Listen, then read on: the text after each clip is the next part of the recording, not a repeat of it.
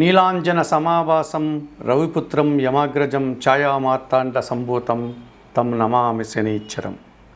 జ్యోతిషాభిమానులందరికీ నమస్కారం.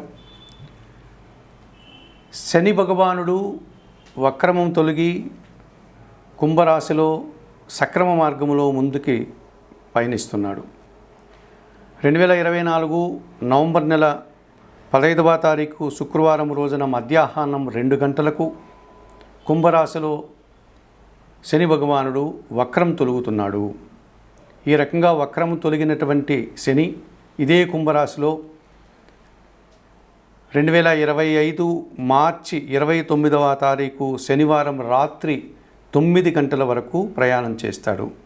ఆ తర్వాత ఆయన కుంభరాశిని వదిలిపెట్టి మీనరాశిలోనికి ప్రవేశిస్తాడు. మరి వక్రం తొలగినటువంటి శని భగవానుడు సక్రమ మార్గంలో ఈ కుంభరాశిలో 4.5 నెలల పాటు ఆయన ప్రయాణం చేస్తున్నాడు కనుక 2024 నవంబర్ 15 నుండి 2025 మార్చి 29 వరకు ఈ 4 నెలల కాలంలో కుంభరాశిలో సక్రమ మార్గంలో శని పయనించేటువంటి రోజులలో 12 రాశుల వారికి శని ఇచ్చేటువంటి యోగములు కానీ ప్రతికూల ఫలితాలు ఎలా ఉంటాయి అన్న విషయాన్ని ఇప్పుడు మీకు నేను చెప్పబోతున్నాను. మకర రాశి వారికి ఈ శని భగవానుడు కుంభరాశిలో వక్రం తొలగించుకొని సక్రమ మార్గంలో ప్రయాణం చేసేటువంటి ఈ 4.5 నెలల కాలంలో అనగా 2024 నవంబర్ నెల 15వ తారీఖు నుండి 2025 మార్చి 29వ తారీఖు వరకు గల ఈ 4.5 నెలల కాలంలో మకర రాశి వారికి ఏలినాటి శని దోషం కనిపిస్తుంది. అనగా ఈ ద్వితీయ భావంలో శని ప్రయాణం చేస్తున్నాడు కనుక అనగా 5 సంవత్సరముల శని దోషం పోయి చివరి ఘట్టంలో ఉన్నటువంటి ఈ శని దోషం అనగా ద్వితీయ శని దోషం వల్ల వీరు ఏలినాటి శని ప్రభావానికి లోనవుతారు.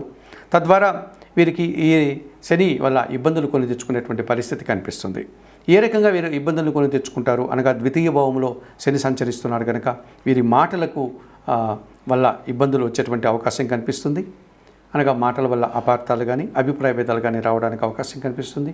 వీరు ఎవరికైనా మాట చెప్తే ఆ సమయానికి ఆ ధనాన్ని ఇవ్వలేకపోవడం, తిరిగి వాయిదాను కోరడం, లేకపోతే ఒక పని చేస్తాను అని మాట ఇస్తే ఆ పనిని చేయలేకపోవడం, అందువల్ల వీరు ఇబ్బందులు కొని తెచ్చుకోవడం, కాస్త మనస్పర్ధలు రావడానికి వీరికి న్యూనతాభావంతో ఇబ్బంది పడేటువంటి వాతావరణం అనగా వీరికి ఏర్పడేటువంటి అవకాశం కనిపిస్తుంది. అలాగే ద్వితీయ శని ప్రభావం వల్ల కుటుంబంలో అశాంతికి, అలజడికి, అనవసరమైనటువంటి గొడవలకు అవకాశం కనిపిస్తుంది. మీ మాటల వల్ల అపార్థాలు, అభిప్రాయ భేదాలు కనిపిస్తాయి.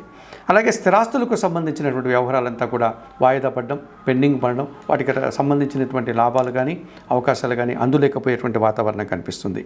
చిన్న చిన్న అవమానాలు, ఆర్థిక సమస్యలు, అనారోగ్య సమస్యల్ని ఈ మకర రాశి వారు ఈ ద్వితీయ శని దోషం వల్ల ఎదుర్కోక తప్పదనిపిస్తుంది. ఈ కారణం చేత ఏలినాటి శని ప్రభావం ఉంది కనుక ఏమాత్రం అవకాశం ఉన్నా వీరు శని భగవాన్ని ఆలయానికి వెళ్ళి అక్కడ అందుబాటులో ఉన్న పూజాది కార్యక్రమాలు నిర్వర్తించుకోండి. తమిళనాడులో కుంభకోణం దగ్గర ఉన్నటువంటి తిరునల్లారు అనేటువంటి శనీశ్వర ఆలయానికి కానీ, లేకపోతే కర్ణాటకలో షిర్డీ సాయినాథుని ఆలయానికి సమీపంలో ఉన్నటువంటి శనిసింగనాపురం శనీశ్వర ఆలయానికి కానీ, లేకపోతే మనకు ఉభయ గోదావరి జిల్లాలో ఆంధ్రప్రదేశ్లో ఉన్నటువంటి మందవల్లిలో ఉన్నటువంటి శనీశ్వర ఆలయానికి కానీ వెళ్ళి స్వామివారిని సందర్శించుకొని అక్కడ అందుబాటులో ఉన్న పూజాది కార్యక్రమాలు నిర్వర్తించుకోవడం వల్ల ఏలినాటి శని దోషం అనగా ద్వితీయ శని దోషం నుంచి బయటపడి మరింతగా మంచి ఫలితాలు, శని యొక్క ప్రతికూలత నుంచి బయటపడి శని యోగాన్ని పొందడానికి అవకాశం ఉంటుంది.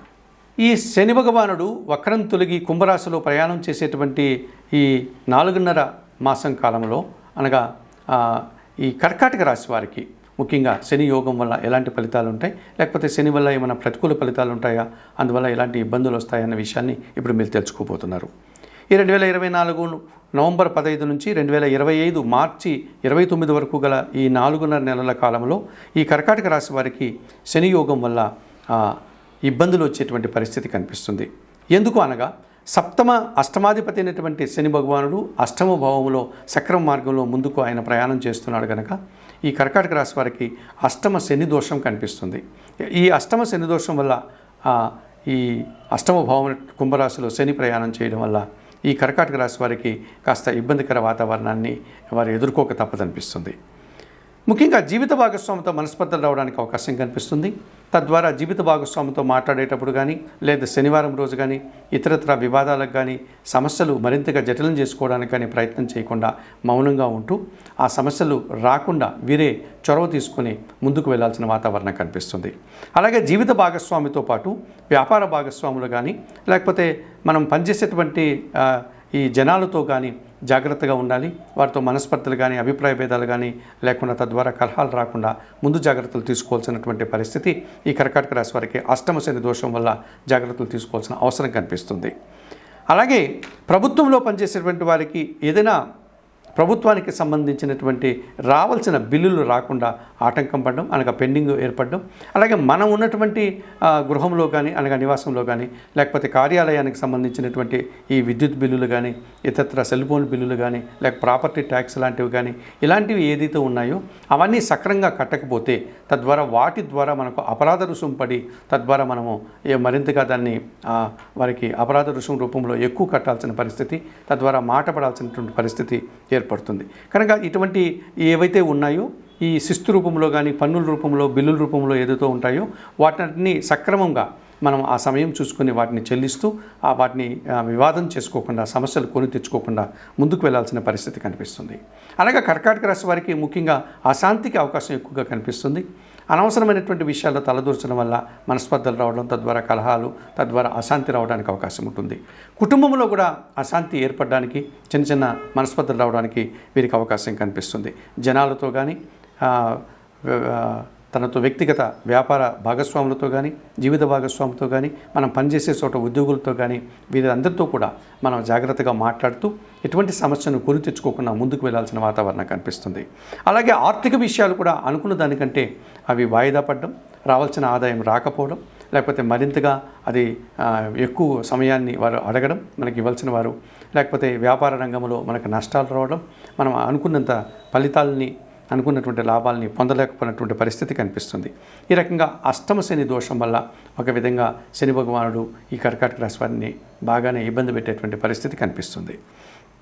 అలాగే చిన్న చిన్న అవమానాలు, చిన్న చిన్న ఆటంకాలు, చిన్న చిన్న ఆర్థిక సమస్యలు, చిన్న చిన్నగా అప్పులు చేయాల్సిన వాతావరణం కూడా వీరికి కర్కాటక రాశి వారికి ఈ శని భగవానుడు ఈ అష్టమ భావంలో ప్రయాణం చేసేటువంటి 4.5 నెలల కాలంలో వీరిని ఎదుర్కోక తప్పదనిపిస్తుంది.